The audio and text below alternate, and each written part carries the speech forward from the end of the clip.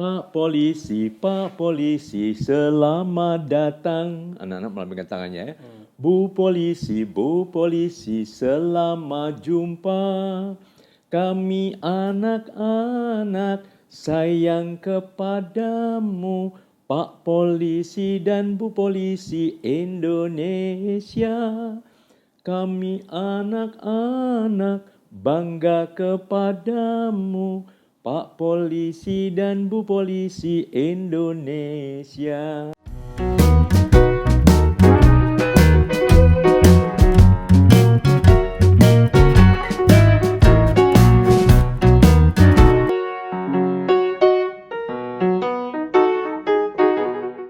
Saya senang deh Kak, ada seratusan polisi Indonesia yang tahun 2020 ini dipecat secara tidak hormat. Kenapa? Ya mungkin karena narkoba, karena mungkin menjahati masyarakat, bukannya melindungi masyarakat tapi justru mengganggu masyarakat. Kenapa saya senang? Berarti ya mudah-mudahan polisi kita memang tidak pandang bulu. Tidak melakukan apa yang dalam khazanah psikologi forensik itu disebut sebagai jiwa korsa menyimpang alias blue curtain code. Ini maaf nih, berbagi pandangan sedikit. Di lingkungan atau di institusi penegakan hukum, semacam polisi itu ada sebuah budaya menyimpang, sekali lagi istilahnya blue curtain code, kode tirai biru, kalau diterjemahkan, yaitu kecenderungan polisi untuk menutupi aib sesama mereka. Jadi kalau kolega saya, teman satu korps saya melakukan penyimpangan, korupsi kah itu, kejahatan seksual kah itu, kejahatan terhadap anak kah itu akan cenderung ditutupi. Apakah itu juga terjadi di berbagai di seluruh dunia? Bisa dibilang di seluruh organisasi penegakan hukum. Nah, bahwa kemudian menjelang akhir tahun 2020 Polri mengumumkan ada 100 lebih yang dipecat secara tidak hormat. Mudah-mudahan itu jadi contoh positif bahwa polisi Indonesia bisa menangkal blue curtain code, bisa menangkal kecenderungan sesama polisi untuk menutupi kesalahan mereka satu sama lain.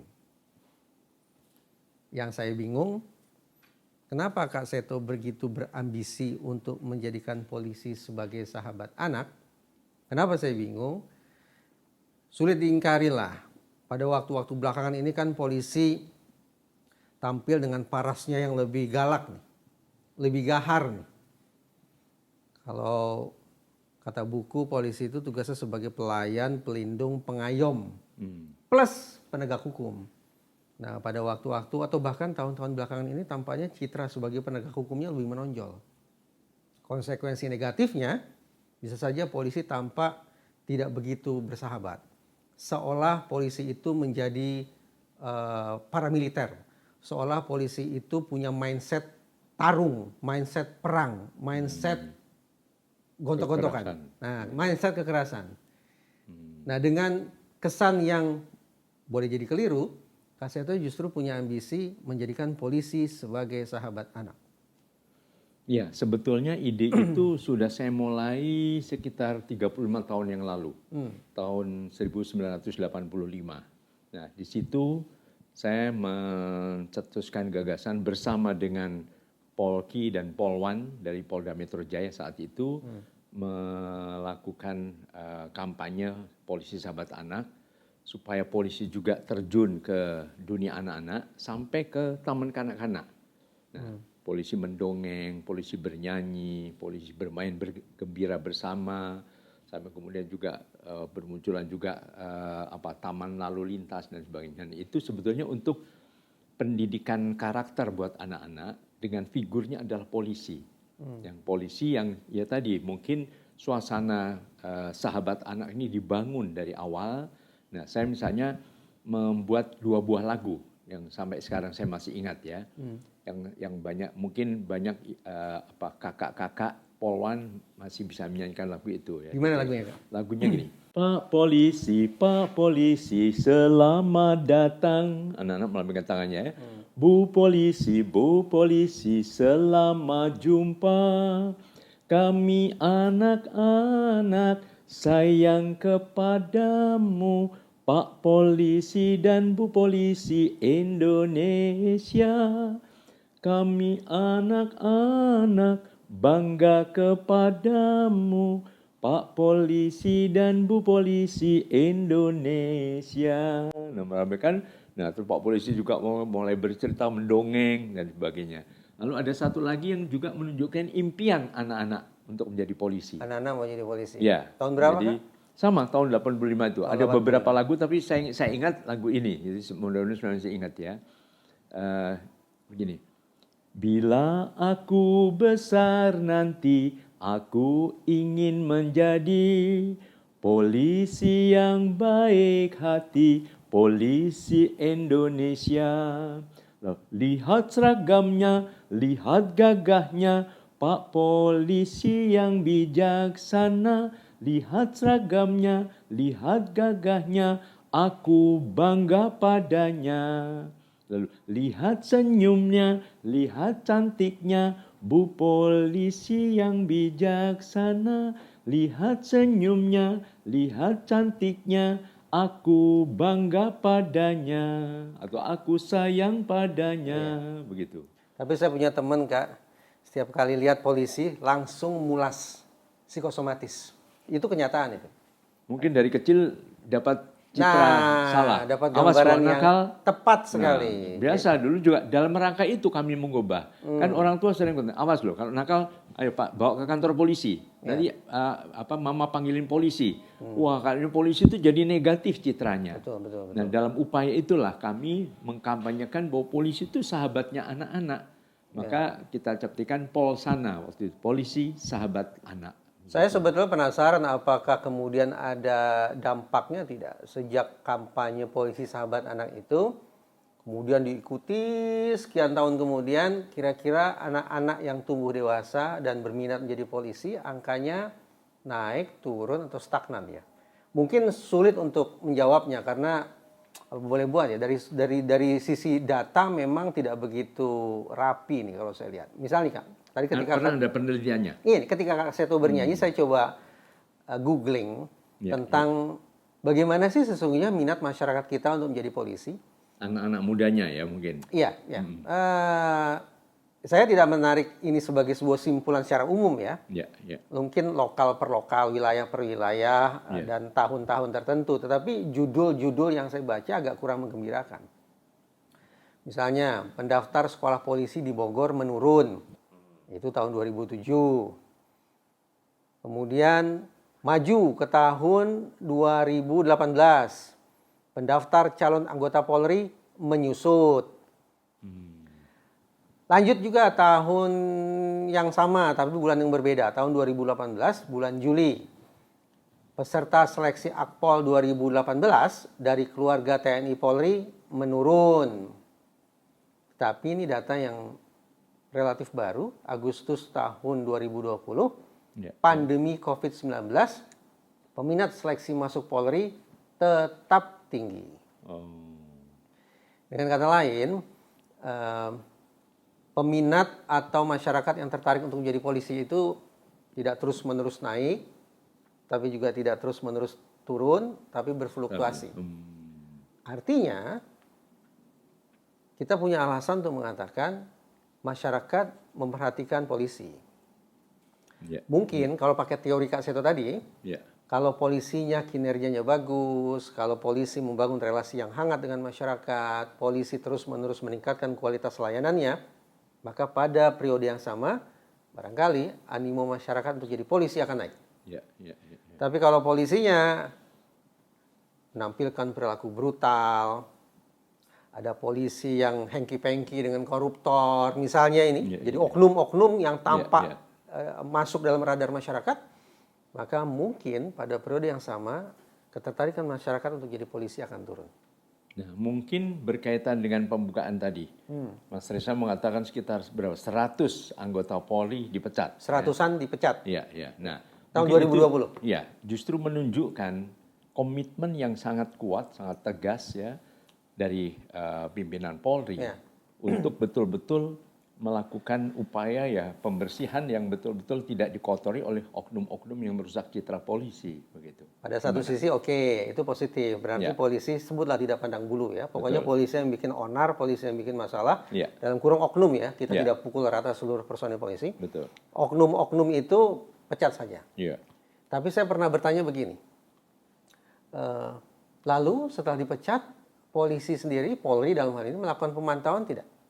Para pecatan itu di mana? Para pecatan itu sekarang aktivitasnya apa? Karena saya khawatir, mereka kan ini dipecat karena mereka bikin masalah kan, Kak?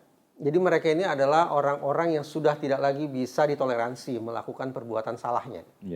Tidak lagi bisa dididik ulang, sehingga institusi pun akhirnya memutuskan tendang saja, buang saja.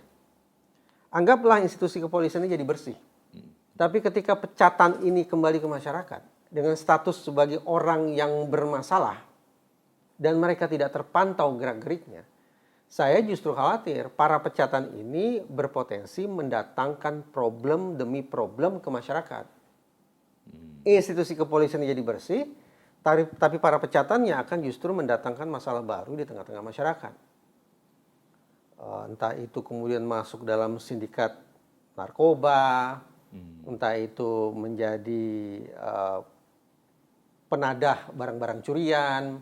Ada pengamatan atau penelitian mengenai masalah itu? Sayang beribu sayang, saya tidak punya datanya. Tapi nalar saya mengatakan para pecatan dalam kurung orang-orang bermasalah ketika ditendang dari organisasi, organisasinya akan bisa bersih.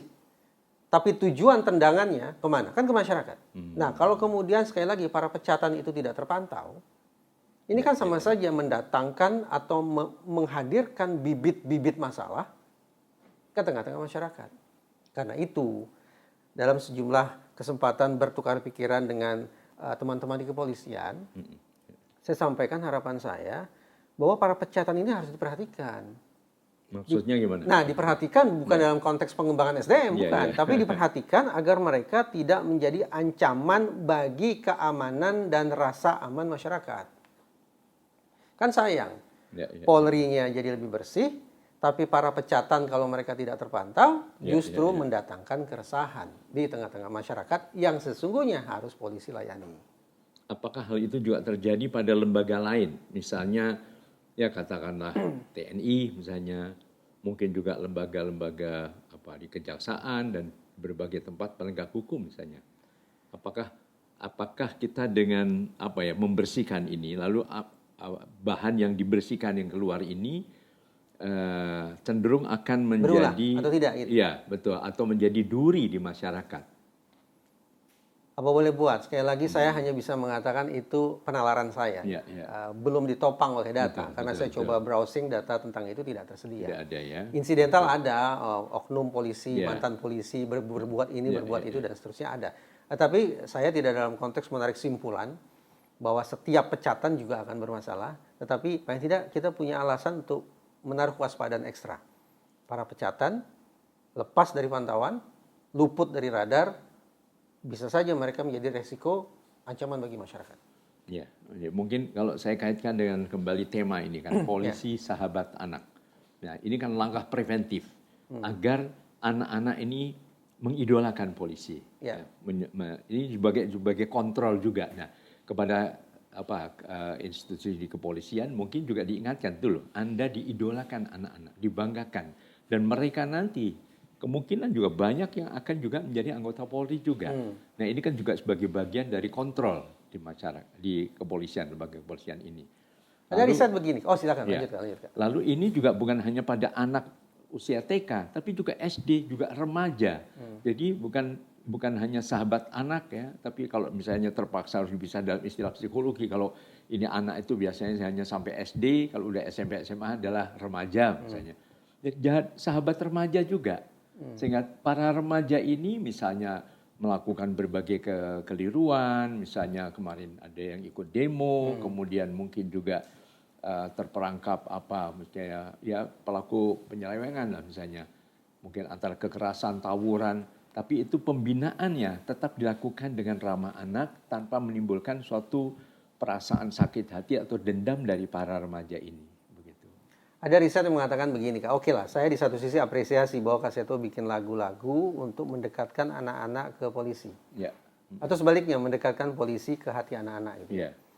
Ada riset lain yang menemukan begini, agar kemudian anak-anak punya penilaian positif tentang polisi, Ya. maka harus dipastikan polisi melakukan kontak langsung dengan anak-anak. Jadi kerja-kerja pelayanan itu harus sungguh-sungguh diadakan dengan menyasar dan disaksikan oleh anak. Misalnya gimana? Misalnya begini, mungkin ini bukan pekerjaan yang prestisius ya, Ya. bukan pekerjaan yang gagah berani, tapi ini bentuk bagaimana kontak langsung terbangun oleh personil polisi dengan anak-anak sekolah. Misalnya anak-anak sekolah, yaitu pada jam masuk sekolah, seberapa sering polisi hadir di dekat pusat keramaian, seberapa sering polisi hadir di lingkungan dekat sekolah. Jadi masyarakat khususnya anak-anak lihat betul, itulah kontak langsung bahwa oke, ternyata ada Pak Polisi, ada Bu Polisi di situ. Kontak langsung ini yang menurut riset sekali lagi, ini loh sesungguhnya pelontar rasa simpati, rasa percaya, rasa keinginan untuk bekerja sama, rasa untuk menjadi polisi di kalangan anak-anak itu akan muncul kalau kontak langsung semacam itu bisa terjaga dari waktu ke waktu. Ya. Nah, hari ini kontak secara langsung tidak lagi harus diterjemahkan sebagai kehadiran secara fisik. Apalagi kan anak-anak kita barangkali lebih sibuk di media sosial kan? Iya. Lebih aktif di media sosial. Betul. Pertemanan mereka ada di sini. Ya. Nah, bagaimana kemudian membaca dinamika psikologi dan perilaku macam itu, polisi bisa menentukan kembali. Hadir kontak langsung dengan anak-anak, dengan perantara ini, bagaimana caranya? Itu yang harus dipikirkan oleh Polri. Ya, sebetulnya dulu juga saya lontarkan ide supaya masuk ya di segala lapisan, baik di SD, SMP, SMA. Misalnya bahwa wah ternyata polisi ini apa ya semacam istilah kerjanya multi talent, serba bisa gitu. Masuk ke tempat anak-anak. Ini Pak Polisi, mungkin dari Kapolres atau Kapolsek atau mungkin dari Kanit atau paling tidak Babin Kaptipmasnya kan. Ya. Berada di tengah anak bukan sekedar apa, tapi kalau tadi di TK mendongeng, mungkin menggambar, ya mengajar gambar. Nah, mungkin juga masuk mungkin menjadi semacam guru. Di beberapa tempat misalnya polisi terjun menjadi guru. Wah, Pak Polisi ini atau Ibu Polisi ini pandai matematika. Kalau menjelaskan biologi bagus sekali. Tapi dikaitkan juga dengan berbagai disiplin untuk ya apa yang jadi tugas kepolisian, disiplin lalu lintas, disiplin menjaga rumah, misalnya listrik hati-hati supaya tidak terjadi korslet atau kebakaran dan sebagainya. Nah, itu juga akan menghidupkan. Nah, kalau sekarang sedang marak dengan virtual ya, itu mungkin juga melalui itu memberikan webinar tapi itu dengan para remaja. Jadi juga seolah nanti remaja itu wah Pak Polisi ini gue banget deh gitu. Kayaknya cocok banget ngerti perasaan-perasaan remaja begitu. Nah, itu yang saya kira bisa dikembangkan untuk tadi menjaga citra yang sangat positif dari Polri yang dibangun secara preventif dari awal, dari usia dini tadi gitu. Ada lagi kritik saya terhadap teman-teman di kepolisian. Pertama, keberadaan unit humas. Kenapa itu jadi sasaran atau jadi sorotan saya adalah ketika Polri membentuk unit humas, divisi humas, bisa saja akan muncul salah kaprah dari personil polisi sendiri bahwa tugas kehumasan ya itu tugas mereka. Tugas kehumasan itu dipikul oleh para personil yang bekerja di unit itu. Padahal menurut saya tugas kehumasan itu melekat di seluruh personil polisi. Nah, sekarang mari kita lihat Kak ya. Kehadiran teman-teman humas di media, entah itu di televisi, entah itu di radio, dicetak, di online, justru lebih sering hadir sebagai juru bicara dalam konteks penegakan hukum. Oh, ada kasus aborsi ilegal muncul. Oh, ada kasus apa lagi? Korupsi muncul. Ada kasus, pokoknya kasus-kasus yang menarik perhatian publik. Berarti kan kasus-kasus yang bikin heboh itu. Itulah momen ketika humas hadir. Nah, itu kan mempersempit tugas humas sesungguhnya.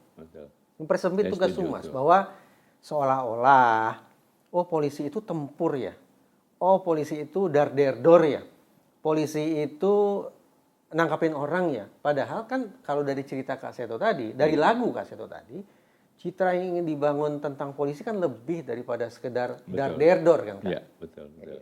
Nah, karena itu secara tengil, tapi sebenarnya saya serius ketika mengatakan jangan-jangan unit humas ini harus dievaluasi ulang. Bubarkan, karena humas harus menjadi tugas seluruh personil polisi. Kalaupun tetap harus ada unit komunikasi, maka jangan sebutannya humas. Bukan public relations, tapi press relations. Hubungan dengan media. Nah, itu kalau tugas komunikasi dengan media memang harus personil terpilih. Yang pintar bicara, daya nalarnya bagus, kemampuan mengatasi nervousnya oke, dicecer media tidak panik gitu kan ya. Tapi kalau humas, lagi persoalannya. Humas sesungguhnya sejak 0 kilometer, sejak setiap warga negara mulai dilantik jadi personil polisi, sesungguhnya pada saat itu dia harus sungguh-sungguh ditempa menjadi petugas-petugas humas. Ya, gitu, saya kira sesuai dengan teori marketing juga ya. Jadi kalau perlu siapapun juga yang sedang bertugas di depan, senyumnya, keramah tamahnya, ada tanya juga memberikan pelayan yang betul-betul prima. Begitu sampai di sana juga tidak mendapatkan kesulitan ya, semua ya masyarakat dan pengayom masyarakat tadi kan. Jadi ya ibarat sebagai orang tua yang memanusiakan orang-orang yang melapor. Karena beberapa kadang-kadang memang takut lapor polisi ya. Apalagi kan saya tadi bilang, lihat gagahnya walaupun dengan kumis, tapi jangan hanya di sana. Angker ya? Iya, jangan ke sana. Tetap senyum, tetap gagah, tapi perkasa yang tetap ya melindungi, mengayomi tadi. Nah, saya kira memang ya kita harus bantu. Semua pihak harus bisa menegakkan citra positif Polri ini, bukan hanya dari instansi Polri sendiri, tapi masyarakat juga, media juga. Nah, karena ini kan untuk demi kepentingan terbaik masyarakat itu sendiri, begitu. Saya yakin Indonesia banyak polisi yang baik. Yang saya sebut ini adalah contoh polisi-polisi yang menurut saya seperti yang Kak Seto nyanyikan tadi. Ini hanya contoh loh Kak. Saya yakin ada banyak yang lain, tapi kan tidak terekspos ya. Misalnya, yuk kita pergi ke Polda Lampung. Di sana ada Pak Pandra. Nama lengkapnya saya lupa nih. Pandra, kumis tipis, badan tinggi. Ternyata beliau ini Abang Jakarta. Oh iya. Abang Jakarta ya, sebut Abang Betawi atau Abang Jakarta? Abang Jakarta. Abang Jakarta ya? Abnon kan? Abang Jakarta ya. Ternyata Pak Pandra ini kombes saat ini, pangkatnya kombes. Abang Jakarta, sehingga begitu fasih ketika saya pertama kali bertemu dengan beliau, salam beliau begini. Karena ini salam Abang Jakarta ya Kak. Nah itu Pak Pandra. Kemudian saya juga ingat, ada dulu beliau pernah menjadi Kapolda di Sulawesi Barat. Kemudian menjelang purna tugas beliau diberikan amanah menjadi Kapolda Maluku. Namanya Baharudin Jafar. Sepanjang saya lihat, sepanjang saya ingat, Baharudin Jafar ini lebih sering tampil tanpa seragam daripada sebagai ustadz. Betul, sebagai ustadz. Saya ingat. Nah, terakhir saya ke Maluku, saya masih sempat bertemu dengan beliau ketika beliau meresmikan meresmikan rumah pendeta. Jadi ternyata ketika beliau menjabat, beliau punya inisiatif membangun rumah bagi pendeta. Ya, ketika beliau purna tugas, rumah itu selesai, beliau yang diberikan tanda petik tugas nih untuk meresmikan rumah pendeta tersebut. Apa yang ingin saya katakan Kak? Oke, menjadi personil yang bekerja di krimum, kriminal umum, atau menjadi personil yang bekerja di krimsus, itu prestisius memang. Bawa pistol kan, penegak hukum kan. Tapi ini jadi contoh nih, bahwa yang saya ingat pertama kali yang muncul dalam memori saya justru nama semisal Pandra, Baharudin Jafar, yang notabene tidak bersangkut paut dengan pistol. Yang tidak bersangkut paut dengan tugas-tugas penegakan hukum. yang terekam dalam ingatan saya bukan sebagai pemburu pelaku kejahatan, tapi karena keunikan mereka, kekhasan mereka ketika berinteraksi sehari-hari dengan masyarakat. Ya, ya. Nah, lagu ini harus dikampanyekan lagi, Kak. Betul, betul. Ya, ibaratnya ya tadi saling kontrol tadi kan. Ini ada kepercayaan. Nah, ini merasa dipercaya juga harus jaga betul-betul. Ya mungkin istilahnya semacam apa ya, selebritis, multi talent lah gitu. Yang Lanjut. Saya jadi ingat itu tuh, ada spanduk itu tuh, Kak.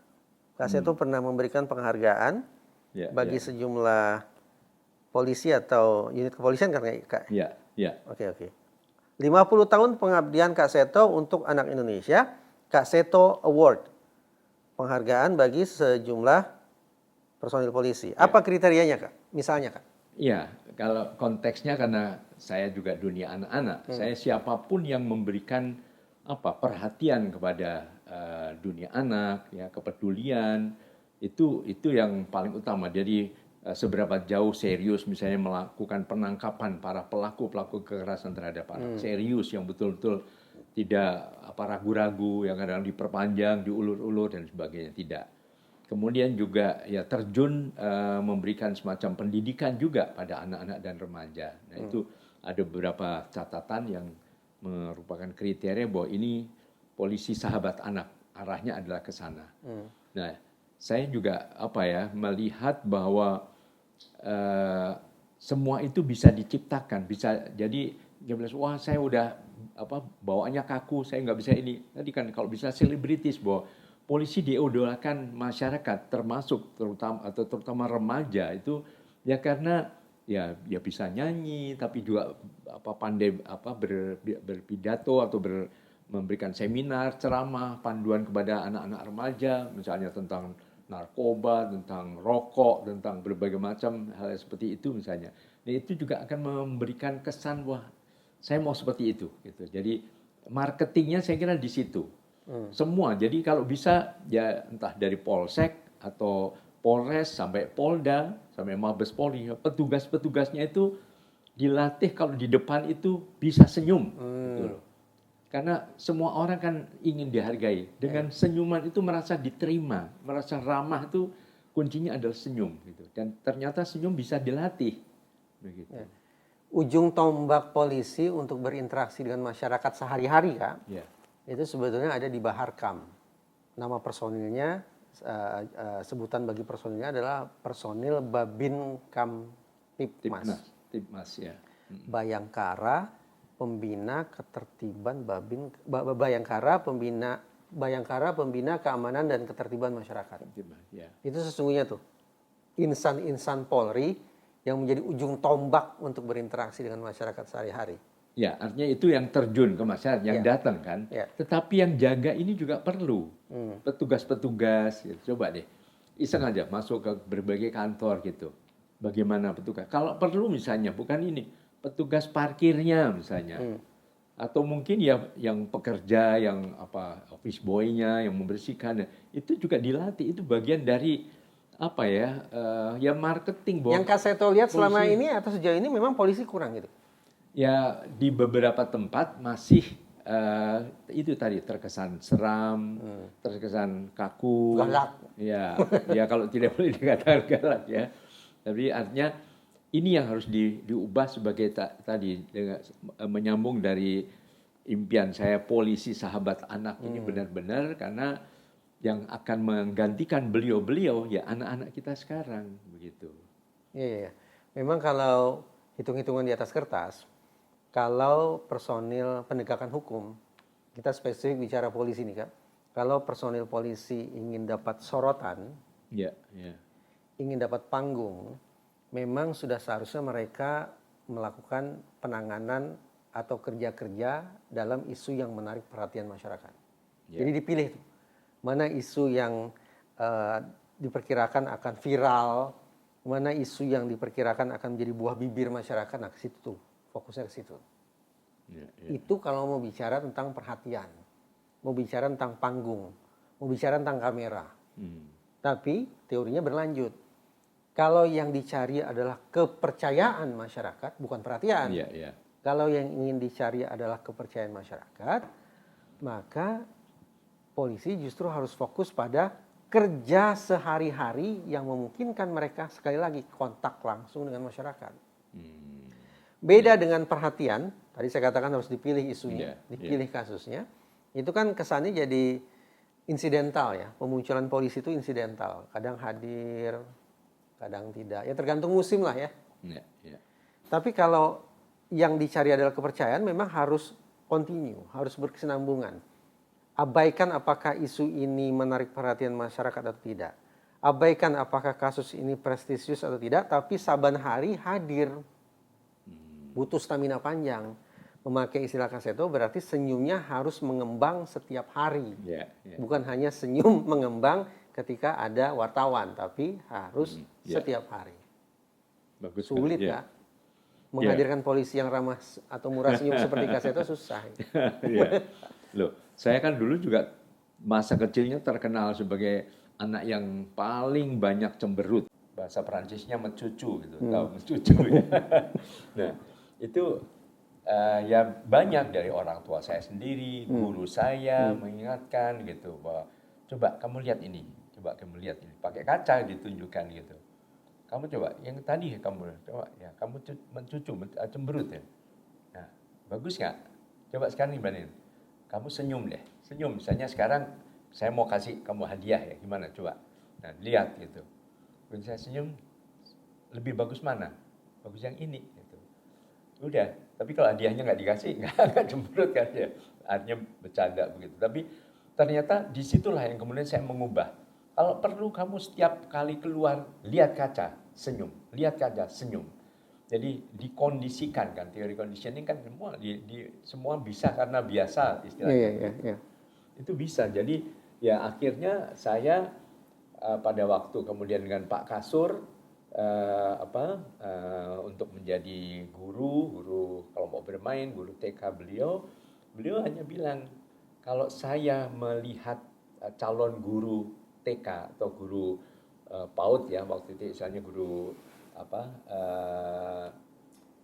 taman bermain kelompok bermain gitu ya istilahnya beliau ada tuh kebun kanak-kanak beliau itu kebun kanak-kanak dan taman kanak-kanak itu siapa yang bisa senyum itu lulus itu dulu gitu. Tapi kalau mau rupanya ganteng mau rupanya cantik tapi kalau nggak bisa senyum jangan dulu, latih dulu gitu. Jadi itu saya kira untuk masuk ke jantung hati anak-anak itu adalah dibuka dengan kunci yang bernama senyuman.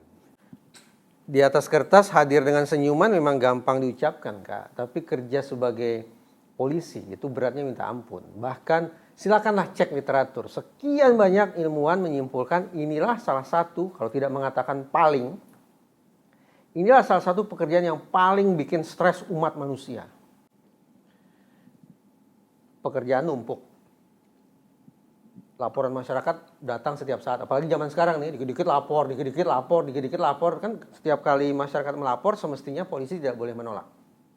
Berarti harus melakukan penyelidikan. Kalau memang layak, memenuhi syarat, lanjut ke penyidikan. Tapi intinya adalah pekerjaan polisi makin lama makin banyak. Tugasnya itu makin menumpuk. Tambahan lagi, pekerjaan polisi itu juga seringkali beresiko pada kematian. Baku tembak, perlawanan dari pelaku kejahatan, dan seterusnya itu kan bisa beresiko maut bagi personel polisi. 2. Yang ketiga, untuk menangani pekerjaan atau laporan masyarakat yang menumpuk, ternyata alokasi waktu tetap saja sama, 24 jam sehari. Tidak ada tambahan waktu. Laporan masyarakat bertambah, tapi waktu mengerjakannya tetap begitu-gitu saja. Kaitkan juga dengan stamina. Kalau waktu konstan ya, jumlah laporan masyarakat terus naik, stamina konstan, waktu konstan, saya ulang. Ini untuk mengganti yang sesaat lalu. Jumlah laporan masyarakat naik, waktu konstan, stamina turun. Lantas bagaimana kemudian bisa bekerja, tanda petik, memuaskan ekspektasi masyarakat? Sulitnya minta ampun. 1. Yang kedua, ya biasalah di setiap organisasi, dan saya juga menduga ini juga berlangsung di seluruh institusi kepolisian di muka bumi, yang namanya politik internal pasti ada. Maaf, jangan sampai dipakai batuknya. Edit. Ada petik sikut-sikutan nih antar kolega pasti ada lah. Sepanjang bersaing untuk kebaikan sah-sah saja. Belum lagi tarikan politik eksternal.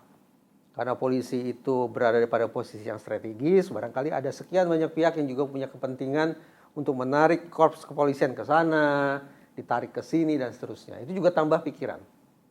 Nah, kembali ke pokok persoalan, senyum kan saya tahu utarakan itu gampang untuk diucapkan. Tapi bagi orang yang bekerja di dunia seperti yang saya lukiskan barusan, itu mempertahankan senyum setiap hari susahnya minta ampun. Tambah stres, tambah sulit menghadirkan senyum, Kak.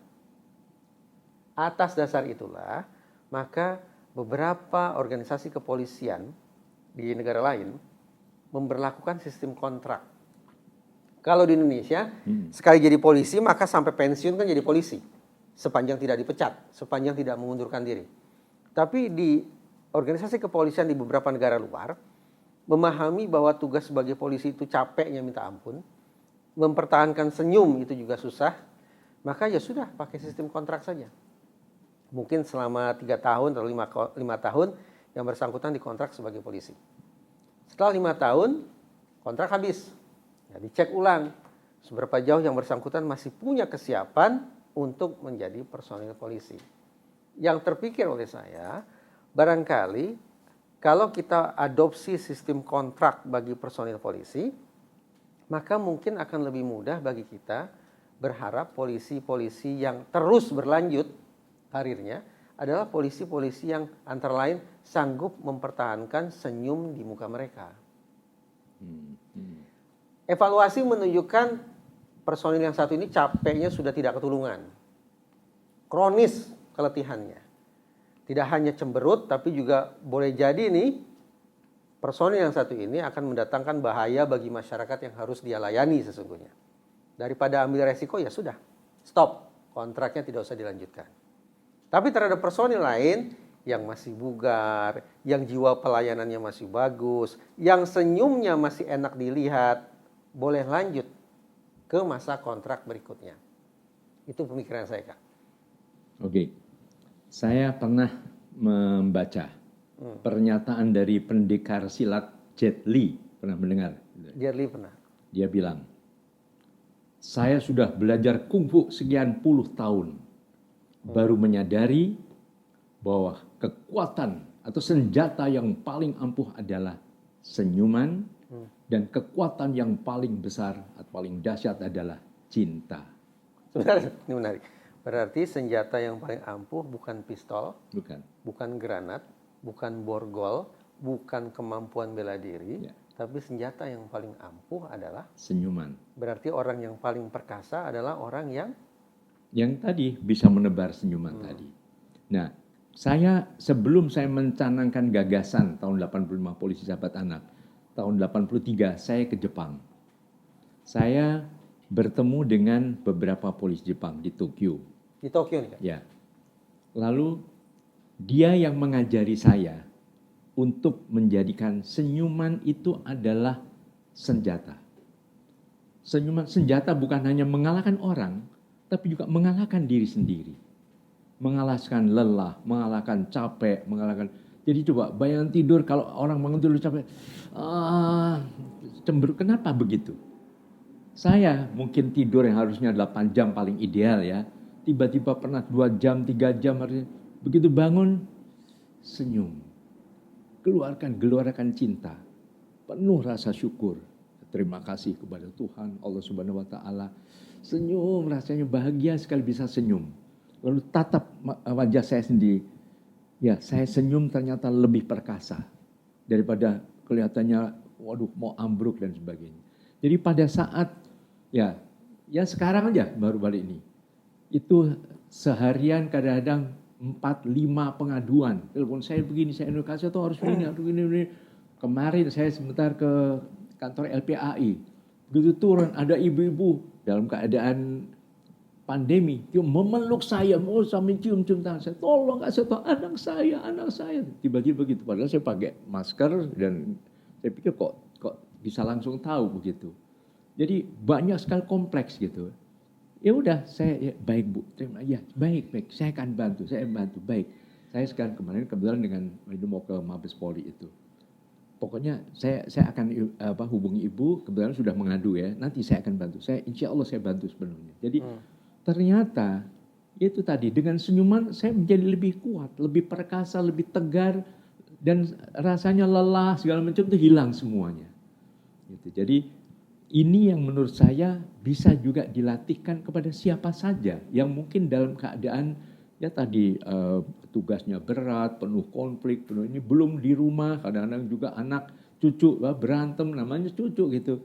Tapi dengan kekuatan senyum saya pandangi satu-satu, tiba-tiba reda sendiri. Bayangin kalau saya bilang, diam semua, nggak boleh gini. Wah, tangisnya mungkin makin meledak. Waktu masih anak-anak pun juga demikian. Waktu saya masih muda dengan anak-anak yang baru lahir, dengan 4 anak ya. Nah, intinya saya kira justru itu harus dijadikan suatu kekuatan. Bukan sebagai, aduh seolah jangan senyum. Kalau gini ya udah harus begini.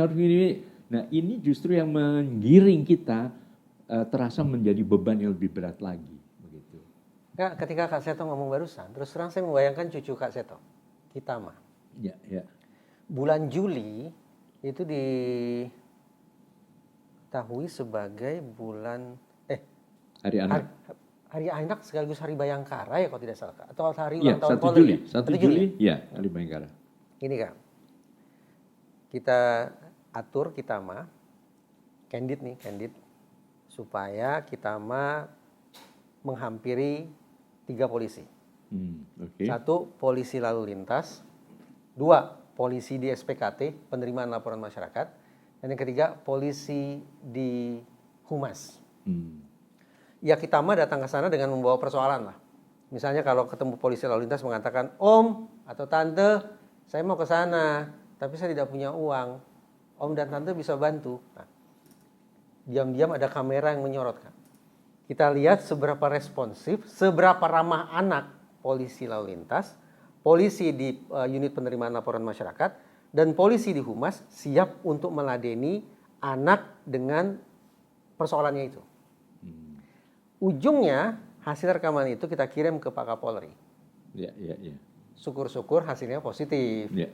Tapi kalau ternyata hasilnya negatif, artinya kemampuan polisi ternyata belum cukup fasih melayani anak-anak, maka pantas dong bagi kita sebagai masyarakat untuk minta polisi harus lebih digojlok lagi agar lebih ramah terhadap masyarakat, khususnya terhadap anak-anak. Coba bayangkan kalau kita mah datang ke Humas, tiba-tiba, Om polisi, aku mau mengajari Om polisi bernyanyi lagu ini nih. Coba bayangkan. Ya mungkin polisinya tidak siap, tapi yang saya penasaran, bagaimana polisi bisa secara elegan, secara santun, menunjukkan ketidaksiapannya itu ketika berhadapan dengan anak-anak. Kita mainkan itu, Kak. Boleh. Ini akan salah satu cara ya. Jadi kado yang luar biasa indah nih untuk Polri saya pikir. Kado bukan karangan bunga, tapi kado istimewa tentang bagaimana kesiapan polisi melayani masyarakat khususnya anak-anak di Indonesia. Dan yang paling penting juga untuk langkah berikutnya ada semacam program lah, pelatihan lah, training, itu tetap perlu saya kira. Artinya dimanapun juga kan, tentu ada penyegaran lah dari staf-staf yang ada ya. Mungkin di hotel-hotel segala macam kan kadang-kadang salah satu persyaratannya bisa senyum, begitu ini selamat datang dan sebagainya. Nah, saya kira mungkin ya para ahli marketing ya, saya kira akan menyadari itu pentingnya. Semua unsur itu menjadi ujung tombak marketing dari instansi yang tempat mereka bekerja. Makanya tadi bukannya sekedar humasnya saja, tapi semua unsur dan semua wilayah begitu. Kan apa sebetulnya manfaat anak-anak harus mereka perlu percaya pada polisi, mereka perlu punya cita-cita jadi polisi. Manfaatnya apa sebetulnya? Ya untuk memperkuat komitmennya, tekadnya, karena ya kita mungkin kaitkan bahwa kita mengarah pada cita-cita. Semua anak kan punya cita-cita. gimana dia ingin menjadi guru ya, mulai saya ingin jadi guru, tapi begitu melihat kok guru-guru sekarang galak, misalnya guru-guru misalnya apa ya melakukan hal-hal yang tidak pantas, nah itu juga kalau begitu saya nggak jadi begitu. Jadi ini bagian dari juga menciptakan karakter, pendidikan karakter lah, bukan hanya pada anak saja, pada calon pemimpin pada masa yang akan datang, tapi juga ya orang-orang yang sudah dewasa yang akan digantikan oleh anak-anak ini untuk meluruskan kembali karakter-karakter yang positif tadi begitu. Saya teringat nih Kak, beberapa tahun silam Polri kita ini punya semboyan, bahkan mungkin punya filosofi kerja Polmas, perpolisian masyarakat. Bagaimana masyarakat tanpa harus dikasih seragam, tapi punya kepedulian terhadap satu sama lain, punya kepatuhan terhadap hukum, punya keterpanggilan hati untuk menciptakan keamanan, seperti halnya polisi. Perpolisian masyarakat. Pada waktu yang tidak terpaut jauh, TNI juga punya semboyan yang menurut saya sangat luhur, yaitu TNI kurang lebih bersama rakyat TNI kuat. Dua semboyan itu, satu dari Polri yaitu perpolisian masyarakat, dan TNI yaitu bersama rakyat TNI kuat. Saya bayangkan dua institusi tersebut sama-sama sedang menundukkan kepala mereka, menonjolkan modesty, menonjolkan keramahan, menonjolkan kesantunan, menonjolkan sifat-sifat insani yang sangat luhur. Saya terus terang Kak, karena setiap hari di layar kaca yang muncul tuh acara sergap, Buser 86, terus terang saya menantikan nih kapan ya ada petinggi Polri kita yang kembali mengucapkan saja tentang betapa pentingnya relasi antara Polri dan masyarakat. Yuk kita hangatkan kembali Polmas, perpolisian masyarakat. Demikian pula ke bapak-bapak dan ibu-ibu TNI kita. TNI sama. Di tengah-tengah tugas mereka yang luar biasa berat semacam itu, saya rindu sekali ada petinggi TNI yang mengatakan bersama rakyat TNI kuat. Saya rindu tuh Kak. Iya, ya dulu kan juga ada ABRI masuk desa. Nah itu, ya. Itu zaman Pak Harto ya Kak? Iya, zaman Pak Harto. Nah mungkin juga Polri masuk sekolah misalnya. Jadi ya mungkin selain tapi kalau untuk anak-anak masuk sekolah bisa masuk TK, masuk SD, SMP, mungkin ya berbicara, berdialog lah. Didengar juga suara anak-anak, kan mereka bukan hanya sekedar memberikan panduan, wah kalau lalu lintas harus begini, nggak boleh melanggar peraturan lalu lintas dan sebagainya, bukan sekedar itu kan. Tapi itu tadi berbagai tugas-tugas polisi ini akan lebih mudah tertangani kalau masyarakat juga ikut berpartisipasi. Tepat sekali, betul. Jadi bagaimana agar keamanan tercipta, bagaimana agar ketertiban terbangun, jangan melulu fokus pada menambah jumlah personil kan gitu. Betul. Tapi bagaimana kemudian melibatkan masyarakat, mengundang partisipasi masyarakat. Dan masyarakat saya bayangkan baru mau diundang kalau pengundangnya juga ramah gitu kan ya. Iya, betul. Makanya juga ya salah satu program LPI kan dengan membentuk Sparta ya, seksi perlindungan anak tingkat rukun tetangga. Nah, beberapa yang sudah terbentuk baik di Banyuwangi, di Tangerang Selatan, di Bengkulu Utara, sekarang juga di Bekasi dan beberapa daerah yang sudah menyusul itu juga sudah ada link langsung dengan Polsek atau Polres terdekat. Jadi artinya polisi betul-betul terbantu, begitu ada apa-apa cepat ada laporan begitu. Tadi Kak Seto cerita pernah ke Jepang, khususnya ke Tokyo. Saya juga pernah.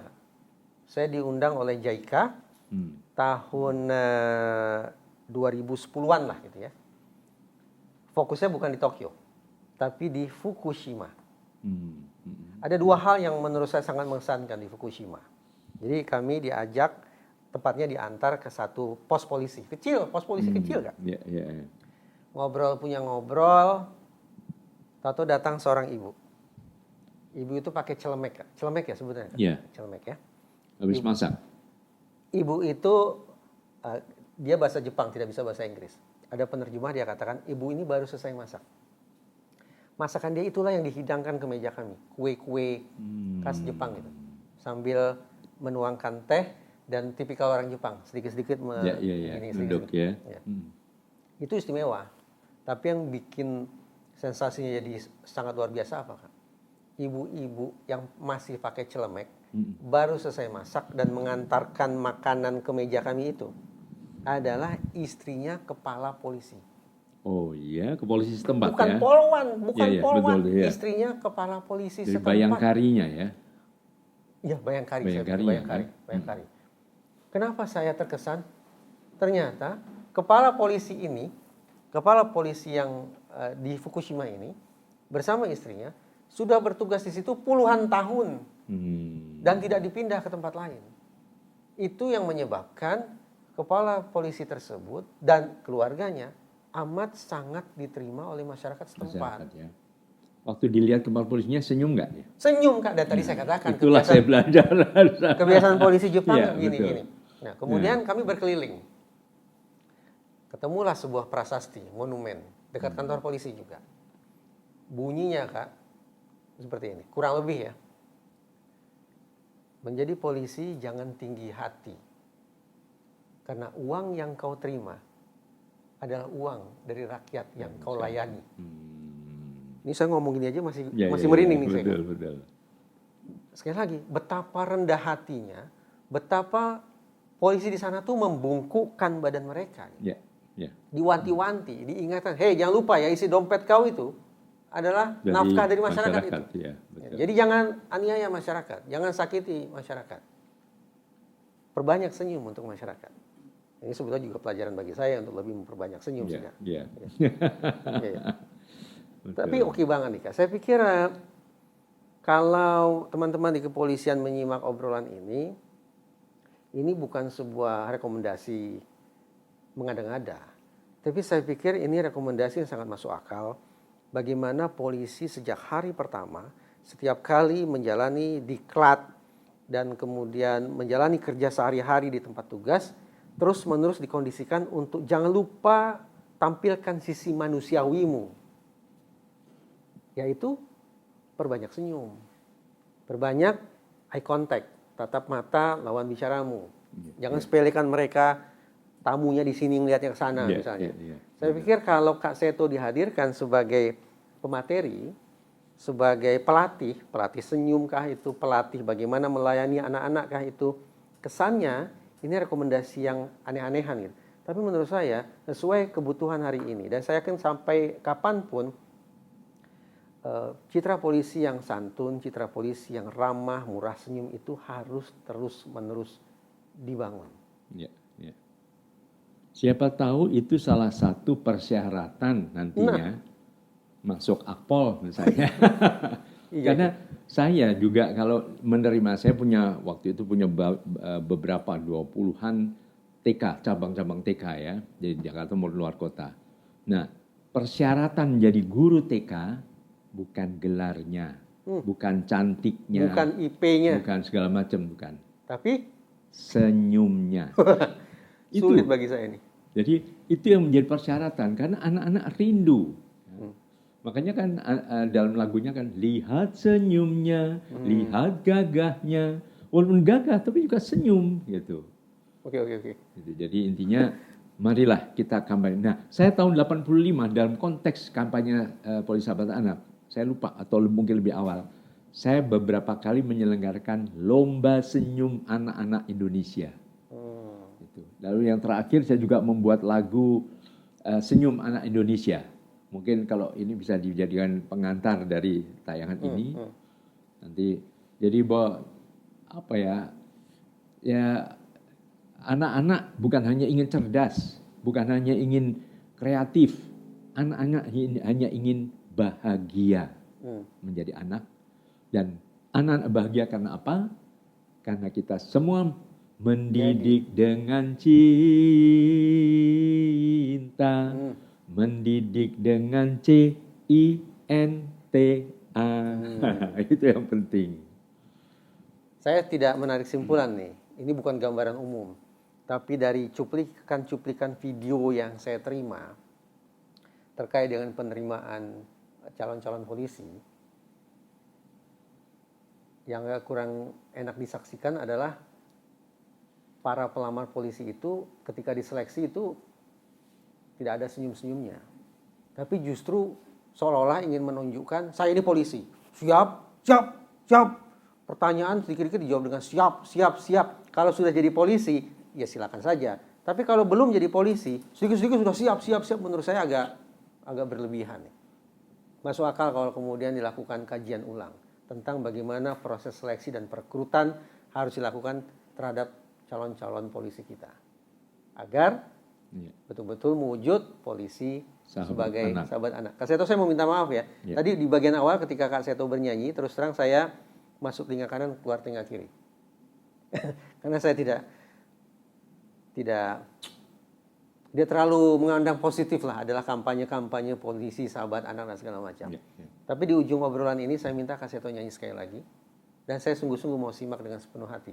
Bagaimana potret polisi menjadi sahabat bagi anak Indonesia. Sekali lagi, Kak. Ya, yang pertama tadi. Pak Polisi, selamat datang. Bu Polisi, selamat jumpa. Kami anak-anak sayang kepadamu, Pak Polisi dan Bu Polisi Indonesia. Kami anak-anak bangga kepadamu, Pak Polisi dan Bu Polisi Indonesia. Kita kirim, Kak, rekaman episode ini ke Pak Kapolri. Harapan saya seluruh insan Tribrata bisa meluangkan waktu untuk nobar nonton bareng episode ini. Siap.